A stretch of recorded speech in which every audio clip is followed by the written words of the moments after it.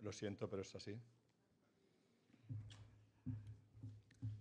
Antes de empezar, quiero contaros un cotilleo. Venía dándole vueltas esta mañana si os lo contaba o no os lo contaba, pero no me resisto. Ayer estuve en una boda católica ultraconservadora. Para que tengáis una idea, gracias, David. Para que tengáis una idea, oficiaban 7 sacerdotes. El sitio era precioso, era una iglesia Sant Pere Molantan, me parece que se llama, está en la Rambla Cataluña, el sitio muy bonito. Y os cuento esto porque salí de allí pensando, no he entendido nada. No, os lo digo de verdad, o sea, no es una broma. O sea, salí de allí después de 2 horas de culto pensando, no sé qué han explicado. No he entendido casi nada de lo que han explicado. Y me llamó mucho la atención porque me parece que en el tema que estamos hablando hoy, que es la importancia que tiene el cristianismo en la cultura, si no nos sabemos explicar, la gente no va a entender nada. No voy a contaros más cosas de... Si queréis, si alguien tiene ganas, yo os lo cuento, porque, vamos, estoy todavía impresionado con la cantidad de cosas extrañas, raras, que me parecieron que lo que estaban haciendo, y además en una boda, que es un día de felicidad, de alegría, ¿no?, era separar a todas las personas que habían allí que no tenían relación con la Iglesia Católica, lo estaban separando de Dios. Las personas que estuvieron allí ese día y que no tienen nada que ver con la Iglesia Católica han puesto una barrera delante de ellos. Y yo espero esta mañana, por lo menos, que cuando salgáis de aquí me hayáis entendido. Luego podéis coincidir conmigo, no, eso ya a vuestro aire, ¿eh? Pero por lo menos que lo que os he dicho que quede claro, ¿no? Estamos en una cultura posmoderna. Estamos en una cultura que se define como una cultura progresista. ¿Qué quiere decir progresista? Significa que siempre avanzamos hacia cosas nuevas que teóricamente son mejores que las que teníamos antes.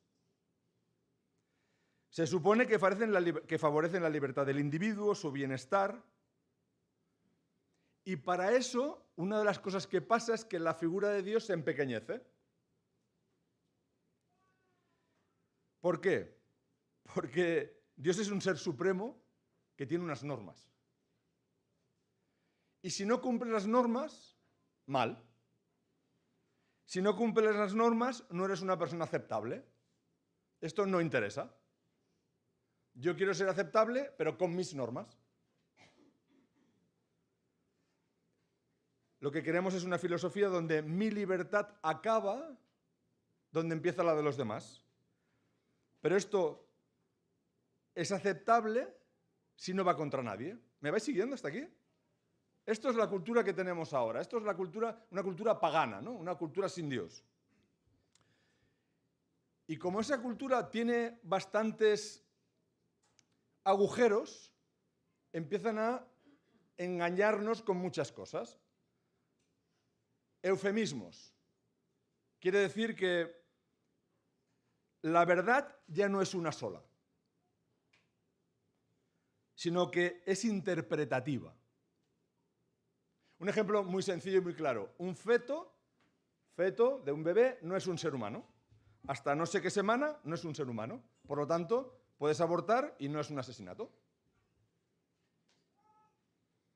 Esto es un eufemismo, ¿verdad? Un feto, sabemos que 100%, estadísticamente 100%, ese feto se convertirá en un ser humano, si se le deja crecer, ¿no?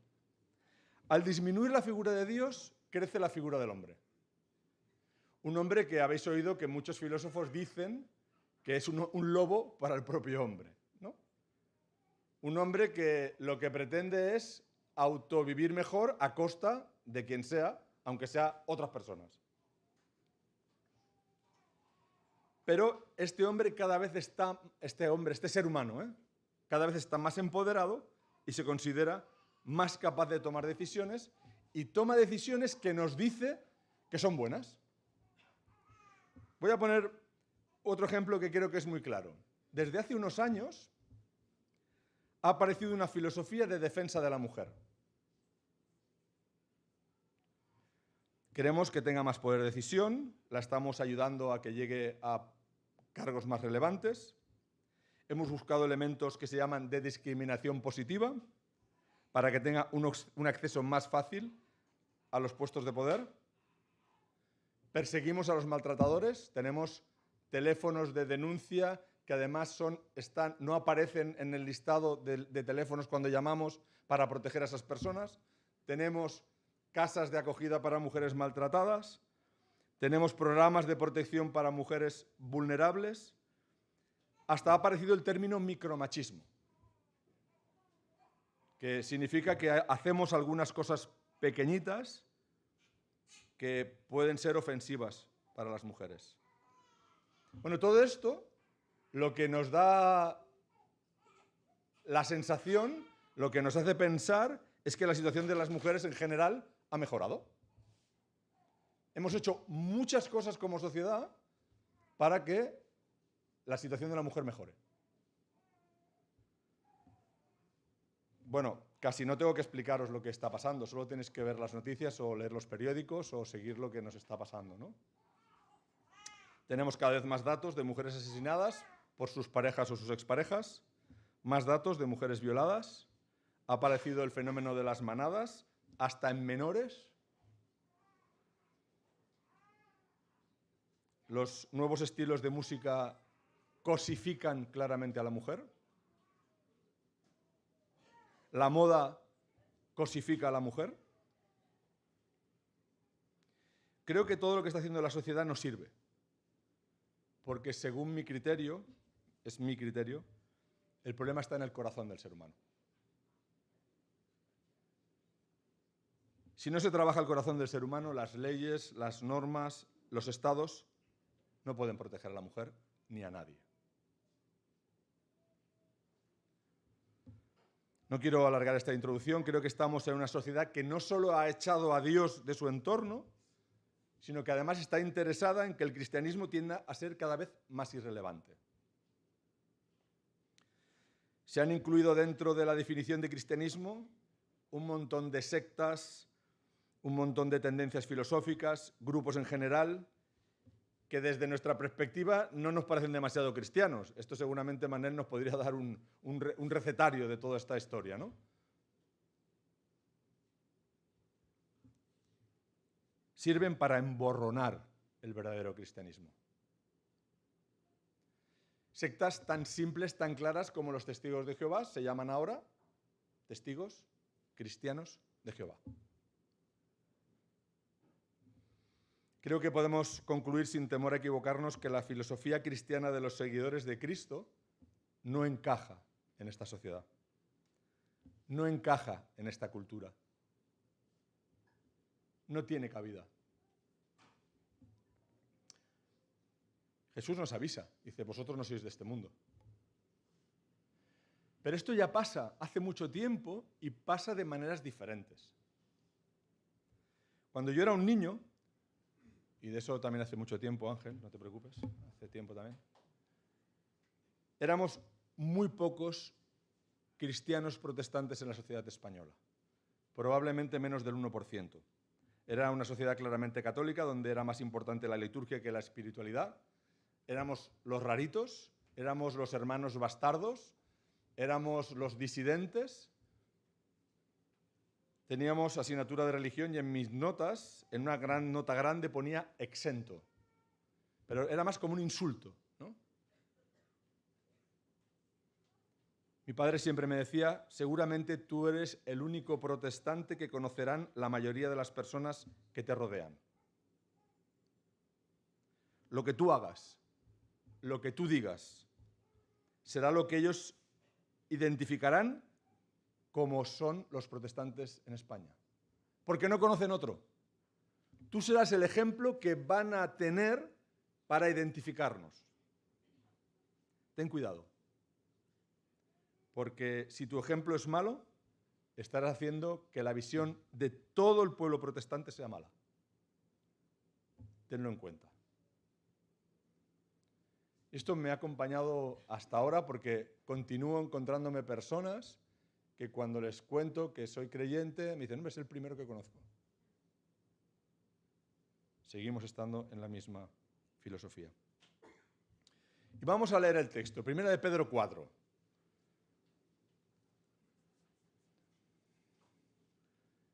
Puesto que Cristo sufrió por nosotros en su cuerpo, y estoy leyendo en la Reina Valera del 2020, puesto que Cristo sufrió por nosotros en su cuerpo, vosotros también preparaos adoptando esa misma actitud, pues quien sufre en su cuerpo ha roto con el pecado, para vivir el resto de su vida aquí en la tierra, no según las pasiones humanas, sino conforme a la voluntad de Dios. Porque nos debe bastar que en tiempos pasados de nuestra vida hayamos hecho lo que agrada a los gentiles, cuando vivíamos entregados al libertinaje, a los placeres, a las borracheras, a las orgías, a los banquetes y a los abominables cultos idolátricos. A estos ahora les parece extraño que vosotros ya no participéis con ellos en el mismo desenfreno de libertinaje y por eso hablan mal de vosotros. Pero ellos tendrán que dar cuenta al que está preparado para juzgar a los vivos y a los muertos.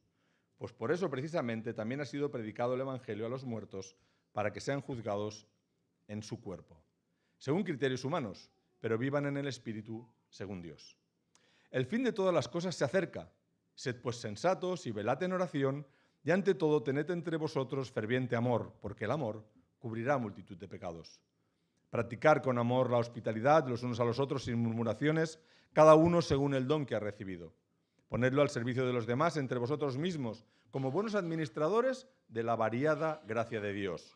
Si alguno habla, hable conforme a las palabras de Dios. Si alguno ministra, ministra conforme a las fuerzas que Dios da, para que en todo sea glorificado por Jesucristo, a quien pertenecen la gloria y el poder por los siglos de los siglos. Amén.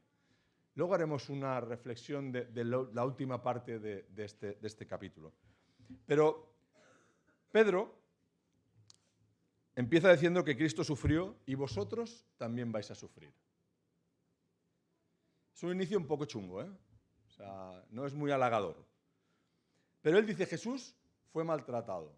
Y por poca idea que tengamos de Jesús, sabemos que fue amenazado muchas veces, que pidió a sus amigos que oraron por él y se durmieron, que le traicionó uno de los suyos y acabó siendo asesinado porque los religiosos judíos no pudieron soportar sus enseñanzas. Sufrió, claramente. Y entonces empieza el texto donde aquí dice, donde yo he leído preparaos, en el original pone armaros. Y me gusta más, porque esta mañana estaba hablando con Victoria y me decía, estamos en una guerra. Yo le he dicho, pues vamos a hablar de guerras esta mañana también. Y Pedro dice, armaros, estáis en una batalla, vais a tener que enfrentaros a una sociedad que os detesta. Tenéis que armaros. Y pensar que el concepto armaros en aquella época, hace 20 siglos, era de escudo, de lanza y de espada. Era un cuerpo a cuerpo, no era un dron que te... No. Era algo muy físico, algo que se entendía muy fácilmente que estabas corriendo peligro, que tu vida corría peligro, ¿no? Y es importante porque nos da esa referencia de soldados, nos da esa referencia de guerra. No estamos aquí de vacaciones.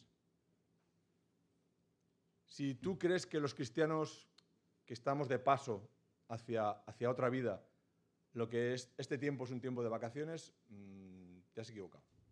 No estamos de vacaciones.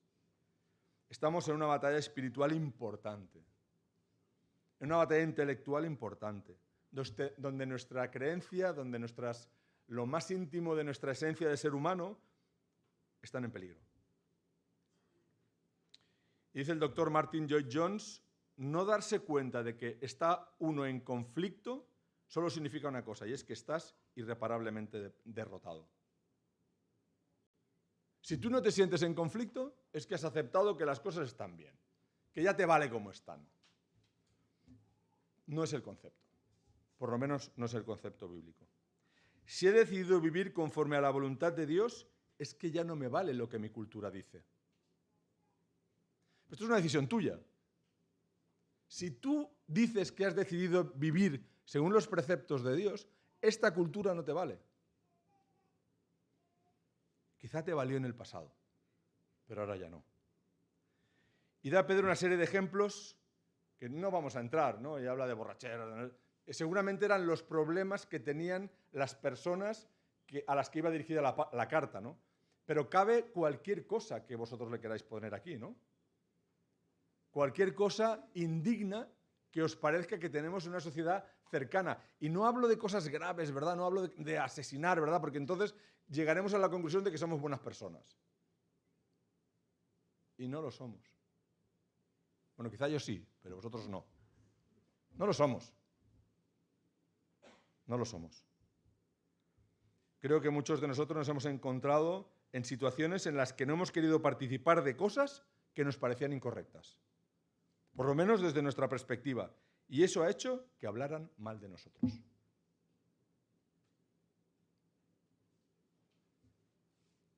Os voy a poner un ejemplo muy simple que me ha pasado muchas veces y que es muy tonto, pero que os va a servir para ilustrar. Sabéis que yo voy a muchos congresos internacionales. Los congresos internacionales se trabaja mucho desde las 9 de la mañana hasta las 6 de la tarde. A las 6 de la tarde se va todo el mundo, entonces uno se ducha, sale a dar una vuelta, cena y luego empieza normalmente un cóctel, ¿verdad? La gente bebe mucho. Mucho. Yo tengo una norma personal que lo he hablado muchas veces con Mati además, porque es una norma que he intentado transmitir a mi equipo también profesional. Y es que en estos cócteles yo no bebo nunca más de una copa. Me parece que una copa es no ser descortés, no ser desagradable, pero es suficiente. Cuando estás en esos entornos, esto me ha causado realmente problemas.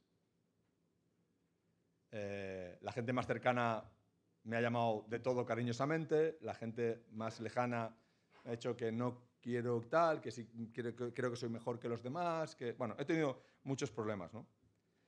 Ahora todo el mundo me conoce, casi todo el mundo me conoce, con el tiempo, ¿verdad? Acepta que soy un rarito y que no hago este tipo de cosas. Y esto no ha sido por ser cristiano, solo ha sido por ser prudente. Si les digo lo que no acepto por ser cristiano, ¿qué pensáis que pasaría? Si te sales de la norma, hablarán mal de ti. Y vamos a hacer un paréntesis. Vamos a hacer un paréntesis porque aquí aparece un texto un poco raro, que además mi experiencia de la boda de ayer me ha hecho todavía más evidente. Y es el versículo 5 y el versículo 6, donde dice: pero ellos tendrán que dar cuenta al que está preparado para juzgar a los vivos y a los muertos, pues por eso precisamente también ha sido predicado el Evangelio a los muertos, para que sean juzgados en su cuerpo según criterios humanos, pero vivan en el Espíritu según Dios. No parece que encontremos en la Biblia referencias a predicar a los muertos. No parece que encontremos en la Biblia segundas oportunidades para los que ya han muerto. Y digo esto porque ayer en el rito católico, pues una de las cosas que se hizo fue rezarse por los muertos, especialmente por la madre de la novia que falleció hace un tiempo de cáncer. No hay estas referencias bíblicas.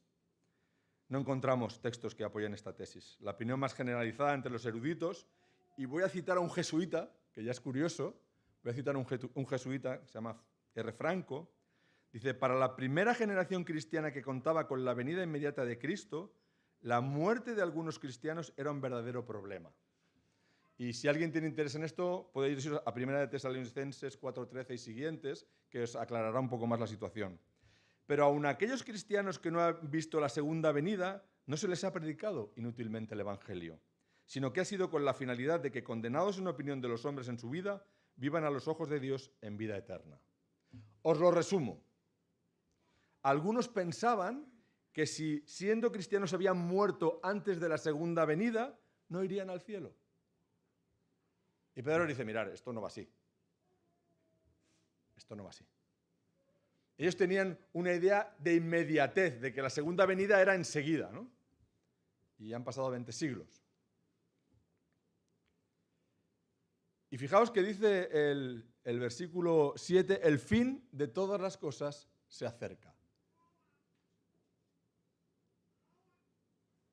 Es interesante pensar que esos cristianos vivieran ya con la idea de la segunda venida, porque yo creo que nosotros 20 años después hemos perdido esa idea. No la tenemos tan presente. Pero la Biblia nos recomienda que vivamos pensando que pronto vendrá el Señor. Es una actitud, es un pensamiento, es una forma de vida que nos obliga a no confiar en nosotros mismos, a no pensar que los planes muy a largo plazo tienen que encajarnos perfectamente para poder encajar en la sociedad en la que estamos. Más bien, pensar en nuestra vida con un filtro de Cristo. ¿Cuál es el consejo? Pues lo dice aquí, sed sensatos y velad en oración. Y esto también me llama la atención porque cuando hablamos de sensatez, en nuestra cultura hablamos de no le pongas el corazón, ponle la cabeza. ¿Lo habéis oído esto? No decidas con el corazón, decide con la inteligencia. Pero la Biblia no nos habla de eso. La Biblia nos habla de decide con el corazón sensatamente. Lo que manda es tu corazón. Pero decide sensatamente. Y por eso tienes que orar. Tienes que poner las cosas delante de Dios y orar. Equilibrio. Pensad que el fin está cerca, pero ser sensatos. No hagáis nada de lo que podáis arrepentiros, porque no sabemos cuándo será. Y yo lo digo porque a lo largo de la historia ha habido grupos cristianos o pseudocristianos o que han actuado con la convicción de que el fin de los tiempos será la semana que viene. Y han habido, hay casos de todos los tipos, desde una secta en la Guyana que se suicidaron 800 personas. Ha pasado de todo, desastres mayúsculos. Ser sensatos y orar. Pero además, ¿cómo vas a ayudar al prójimo si vives en un estado de alerta? Si vives en un estado de angustia, si vives en un estadio de que del fin del mundo, mañana ya. ¿Cómo serás la sal de este mundo si no estás por salar el mundo? Si no es tu prioridad, si no piensas en ello.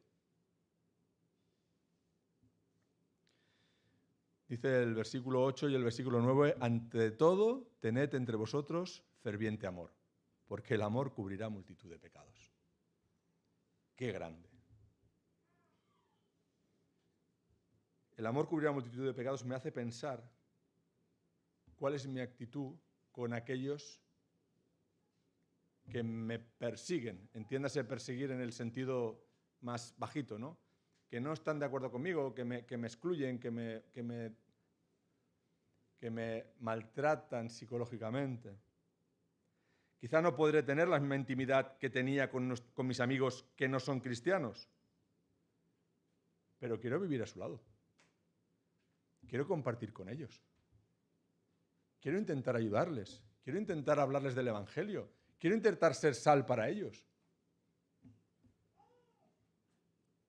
No murmures ni castigues a los paganos por su manera de vivir. No caigas en la trampa de sentirte superior, porque tú también fuiste como ellos. Yo también fui como ellos. Dice Charles Swindoll, me sorprende que no haya más personas en el mundo que hagan más cosas para llenar su vacío. Así que no armes líos en cuanto a su manera de vivir. Ellos no pueden hacer nada más, no tienen poder para detenerse. Permite que fluya la gracia y la misericordia y déjale las repercusiones al Señor. Este tonito que tienen algunas personas de sentirse superior, ¿verdad? De mirarte por encima del hombro. Esto a mí me molesta mucho, ¿eh? ¿A vosotros no? Estos que te miran como... Pobrecito, ¿no? Si tú supieras. Es que esto no va así, señores. No hay superioridad moral. Los dones que Dios nos ha dado, las cualidades que tenemos, lo que podemos compartir, hagámonos desde la perspectiva de un seguidor de Cristo, de un servidor. Con la intención de que Dios sea glorificado. No de que tú quedes bien, no que sea una cosa agradable. Dios tiene que ser glorificado. No pienses en ti mismo, en tu posición, en tu prestigio personal, en tu beneficio propio, porque entonces no podrás hacerlo. No es fácil, no es fácil. Y no tienes que hacer nada sobrenatural. No tienes que ser un gran conferenciante, no tienes que ser un gran predicador como yo. No hace falta.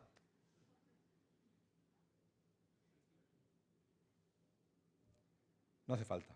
No tienes que poner una gran bandera en tu balcón que diga Jesús salva. No tienes que llevar una camiseta con el Juan 3:16. No tienes que hacer nada de todo eso. Lo único que necesitas es vivir de manera diferente. Lo único que necesitas es ser consecuente con la fe que tú dices que tienes.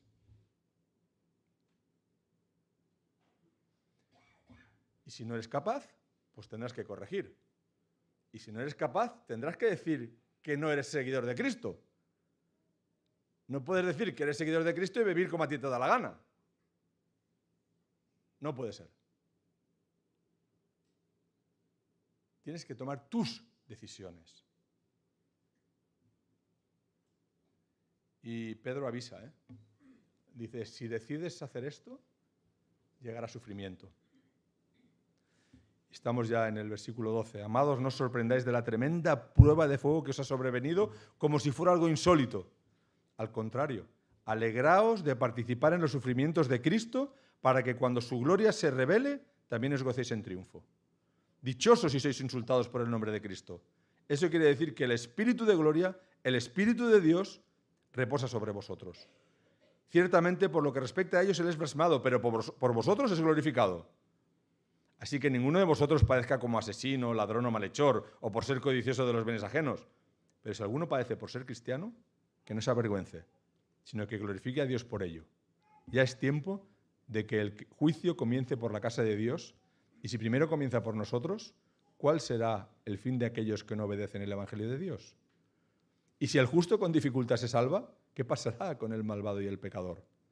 De modo que los que sufren según la voluntad de Dios encomiendan sus almas al fiel Creador y hagan el bien. Bueno, chicos, ya habéis tomado vuestra decisión, he decidido seguir a Cristo, voy a hacerlo como tal, me voy a comportar, voy a romper con la sociedad, voy a romper con la cultura, voy a intentar hacerlo. ¿Qué me espera? Sufrir. Entonces piénsatelo, porque a lo mejor no te interesa.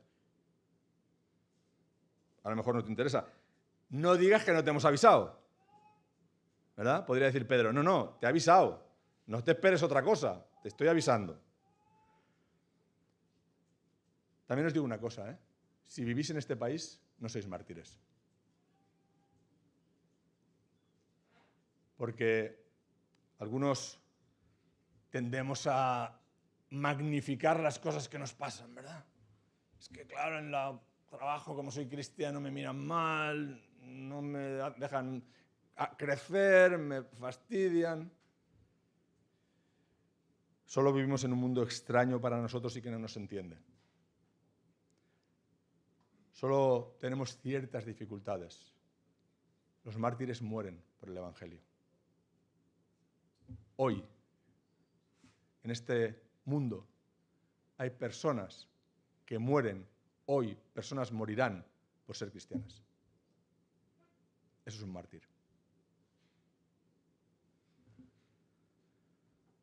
Dentro de nuestras dificultades, creo que somos muy privilegiados de vivir en este país y en este momento. Podemos hablar, podemos opinar con las dificultades que sea, pero podemos hacer algo. Dice el versículo 16, pero si alguno padece por ser cristiano, que no se avergüence, sino que glorifique a Dios por ello.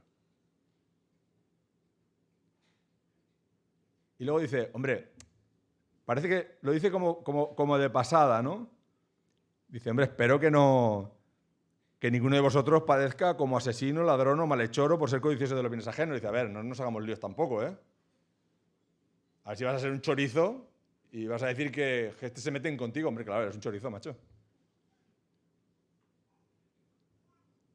No.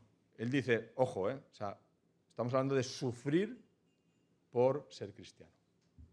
Si te pasa eso, siéntete bien. Siéntete orgulloso. Y vamos a ir a las conclusiones, que son fáciles y yo creo que las habéis entendido todos, ¿no? Primero, vivimos en una sociedad pagana, con cultura pagana, y estamos en guerra con ellos porque no podemos vivir todos juntos en una sociedad en la que nosotros estamos a contracorriente. No les deseamos nada malo. En esta guerra nosotros solo queremos ayudar, porque pensamos que podemos ser sal y podemos hacer que haya personas que entiendan que Jesús es el camino. Que hay un puente hacia la salvación. Dios nos ha dado dones para eso. Y nos ha preparado, y nos ha dado sitios, y nos ha dado lugares, y nos ha dado vecinos, y nos ha dado compañeros de trabajo, nos ha dado oportunidades, nos ha dado tiempo. Dedica todo ese tiempo, recursos, dones y habilidades a hacer tu trabajo. Por lo menos un poquito. No necesitamos hacer nada extraordinario. Pero si dices que eres cristiano, vive consecuentemente con tu fe.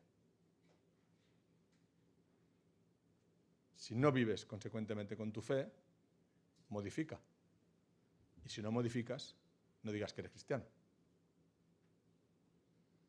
No puedes ser un cristiano outsider.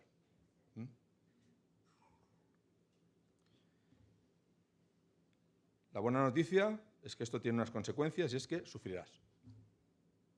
Sufrirás por ello. Y una de las cosas que creo que es importante es que como cristianos tenemos que aprender a decir que no. Adolescentes, os van a proponer un montón de cosas normales que para Cristo no son normales. Decir que no. Jóvenes, os van a proponer un montón de cosas que son normales, pero que para nosotros no son normales. Decir que no. Jóvenes, adultos, maduros, ancianos. Siempre va a haber algo con un lazo bonito que cuando lo miras bien no es trigo limpio. Y nos cuesta porque nos hace ser diferentes, nos hace sentirnos excluidos. En algunos casos puede llevar al bullying, al mobbing, a cualquier cosa mala. Vamos a sufrir. Pero tenemos que decir que no. Y voy a leeros para acabar un poema. Y es un poema llamado el poema del no, que lo escribe un autor que se llama Hugo Finkelstein y que no es un poema cristiano, es un poema que habla del no. Dice, no es no. Y hay una sola manera de decirlo, no. Sin admiración, ni interrogantes, ni puntos suspensivos. No se dice de una sola manera. Es corto, rápido, monocorde, sobrio y escueto. No. Se dice una sola vez. No. Con la misma entonación. No. Como un disco rayado. No. Un no que necesita de una larga caminata o una reflexión en el jardín no es un no. Un no que necesite de explicaciones y justificaciones no es un no. No tiene la brevedad de un segundo. Es un no para el otro porque ya lo fue para uno mismo. No es un no aquí, no es un no aquí y muy lejos de aquí. No me deja puertas abiertas, ni entrampa con esperanzas, ni puede dejar de ser no, aunque el otro y el mundo se pongan patas arriba. No es el último acto de dignidad. No es el fin de un libro, sin más capítulos ni segundas partes. No se dice por carta, ni se dice con silencios, ni en voz baja, ni gritando, ni con la cabeza gacha, ni mirando hacia otro lado, ni con símbolos devueltos, ni con pena y menos aún con satisfacción. No es no, porque no. Cuando el no es no, se mirará a los ojos y el no se descolgará naturalmente de los labios. La voz del no no es trémula, ni vacilante, ni agresiva, y no deja duda alguna. Ese no es una negación del pasado, es una corrección del futuro. Y solo quien sabe decir no puede decir sí. La verdad es que me ha llamado mucho la atención. ¿Cuántas veces nos buscamos excusas? ¿Cuántas veces le damos vueltas a cosas? ¿Cuántas veces buscamos salidas alternativas? ¿Cuántas veces buscamos atajos? Cuando lo que tenemos que hacer es decir no. Y como dice aquí, sin aspavientos, sin gritar, no es no. Yo creo que si somos capaces de decir no, en muchas ocasiones nos dará un prestigio personal que somos incapaces de ver porque no decimos no. Somos diferentes, asumámoslo. Tenemos unos principios diferentes, asumámoslo. No vamos a convencer a la sociedad que tenemos a nuestro alrededor, asumámoslo. No vamos a convencer a la mayoría de amigos, conocidos y entorno que tenemos no creyente, asumámoslo. Hagamos lo que tenemos que hacer, vivamos como tenemos que vivir, digamos no cuando tengamos que decirlo.